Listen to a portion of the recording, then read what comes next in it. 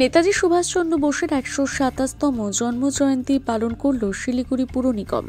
মঙ্গলবার সকালে শিলিগুড়ির হাতিমোড়ে অবস্থিত নেতাজি সুভাষচন্দ্র বোসের মূর্তিতে মাল্যদান করে তার প্রতি শ্রদ্ধা নিবেদন করেন শিলিগুড়ির মেয়র গৌতম দেব। তারপর একে একে ডেপুটি মেয়র রঞ্জন সরকার এবং অন্যান্য কাউন্সিলররা পুষ্পার্ঘ্য নিবেদন করে নেতাজির প্রতি শ্রদ্ধা নিবেদন করেন।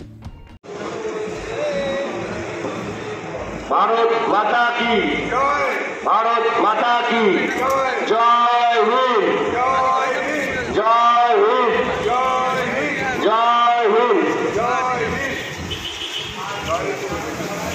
जय तू नेताजी।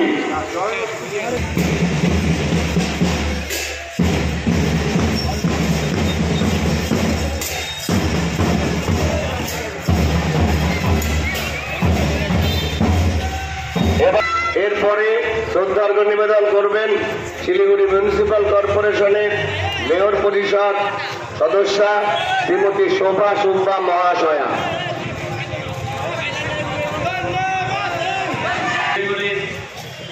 নেতাজি সুভাষ মোড় হিসাবে পরিচিত সুভাষ মন্দির এই জায়গায়